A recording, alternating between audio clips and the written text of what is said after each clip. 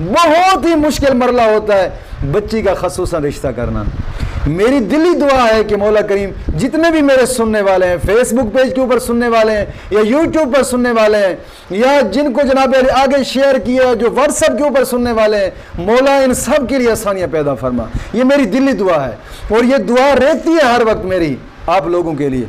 मौला करीम आपकी आसानियां, मुश्किलात, जितने भी मुश्किलात हैं सब दूर फरमाए और आसानियां पैदा फरमाए।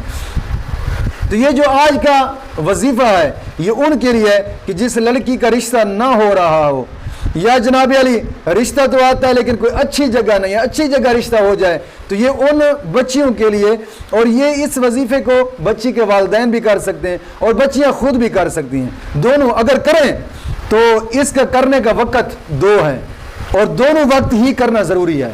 वक़्त 2 है और दोनों वक्त ही करना ज़रूरी है। याद रखिएगा, नमाज की पाबंदी ज़रूरी है। हर नमाज के बाद 11 मरतबा कलमा तैयबा और 11 मरतबा दरूद पाक भी पढ़ा करें। 2 वक्त हैं, एक है ईशा की नमाज के बाद और एक है सुबह की नमाज के बाद, लेकिन फ़र्क पढ़ना है। यानी ईशा की नमाज के बाद 313 मरतबा पढ़ना है और सुबह की नमाज के बाद 511 मरतबा पढ़ना है। लफ्ज़ एक है, या फत्ताह हो, यानी ईशा की नमाज के बाद 313 मरतबा या फत्ताह पढ़ना है और फजर की नमाज के बाद 511 मरतबा या फत्ताह पढ़ना है। बड़ा ही मुजर्रब और बुजुर्गों का जनाब अली तजर्बा शुदा वजीफा, गारंटी शुदा वजीफा ये वालिदैन भी कर सकते हैं और बच्चियां भी कर सकती हैं। और इससे अव्वल आखिर दुरूद पाक पढ़े तो बेहतर है, ना पढ़ेंगे तो कोई मसला नहीं है।